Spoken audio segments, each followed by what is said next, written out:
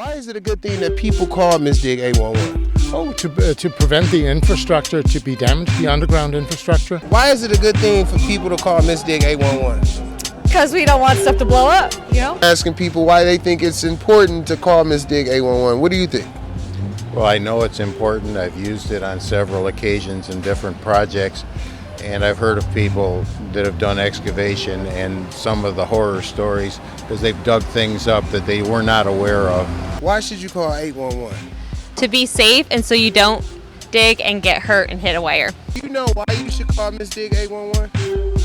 If I plan on digging in my yard. Thank you for watching Miss Diggs What's the 811. Remember, always be smart, be safe, and call Miss Dig 811 before you dig.